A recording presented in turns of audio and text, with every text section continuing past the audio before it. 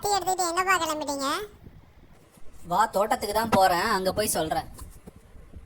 இந்த மாதிரி மரங்களில் இருக்கிற சின்ன சின்ன கிளையெல்லாம் கழிச்சிட்டோன்னா மரம் நல்லா உயரமாக வளரும். என்னப்பா சொல்ற? எனக்கு புரியல. ஒரு ஊரில் ஒரு ராஜா 2 கழுகு, அழகான கழுகுங்க வாங்கின்னு வந்து வளர்த்தாராம். அப்போது 2 கழுகுக்கும் நல்ல சாப்பாடு கொடுத்து வளர்த்துருக்காரு.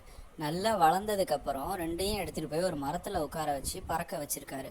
ஒன்று மேலே உட்கார வச்சது பறந்து மேலே போயிடுச்சு. எவ்வளோ உயரம் பறக்க முடியுமோ பறந்து நல்லா உயரமாக பறக்க ஆரம்பிச்சிடுச்சு.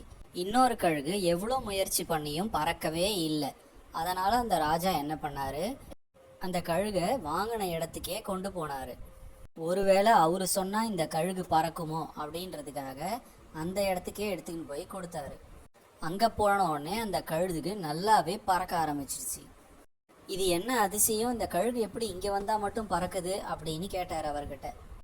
நடந்தது எல்லாத்தையும் கேட்டுட்டு அந்த கழுகு வித்தவர் சொன்னார், நீங்கள் வீட்டில் மரத்தில் உட்கார வச்சிங்க இல்லையா அந்த கழுகை, அந்த இடம் இவருக்கு ரொம்ப சௌரியமாக ஆயிடுச்சு. அதனால் அந்த இடத்த விட்டு பறந்து போக மனசு இல்லாமல் அங்கேயே உட்காந்துக்கிட்டு அடுத்த லெவலுக்கான முயற்சியை பண்ணவே இல்லை.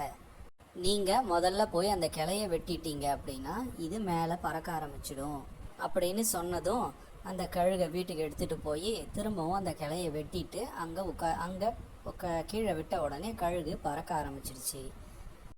நம்ம வாழ்க்கையும் அப்படிதான். ஒரு இடம் சௌரியமாக இருக்குதுன்னு சொல்லி அங்கேயே உட்காந்துட்டோன்னா அடுத்த லெவலுக்கு போகவே முடியாது. முயற்சி பண்ணிக்கினே இருந்தால் ஏதாவது ஒரு நாள் நம்ம நல்ல நிலைமைக்கு போயிடும். இப்போ புரியுதுப்பா ஏன் கிளைய வெட்டணும்னு.